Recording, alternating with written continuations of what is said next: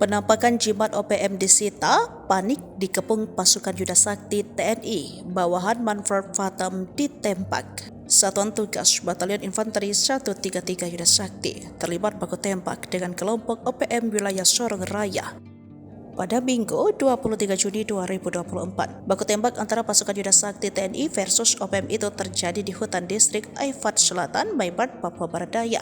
Kelompok OPM tersebut diduga merupakan wilayah kekuasaan Panglima Manfred Fatam. Komandan Satgas Letkol Infa Andika Gana Sakti di Kumurkek Minggu mengatakan dalam kontak tembak tersebut pasukan Yuda Sakti berhasil menguasai markas OPM dan mengamankan berbagai bentuk barang bukti, di antaranya satu pucuk sen pirakitan.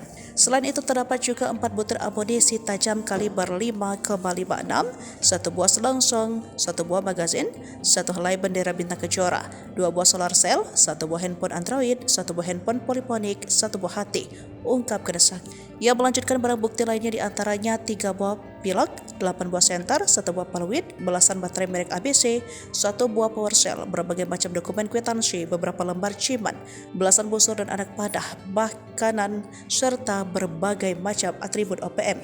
Kejadian berawal ketika tim Mobil Sakti 1, pimpinan Sertu Dega Chandri Volanda dan tim Mobil Sakti 3, pimpinan Sertu Dimas Nuhali Pardosi, menemukan markas OPM. Saat hendak melakukan penyergapan terhadap markas tersebut, tiba-tiba terlihat 4 orang OPM membawa 3 pucuk senjata api jenis rakitan sambil menembak ke arah tim Mobil Sakti 3 sehingga terjadilah kontak tembak. Ia mengatakan sebagian besar persenjataan kelompok OPM yang berada di wilayah Sorong Raya diperkirakan sampai dengan saat ini masih menggunakan senjata api rakitan.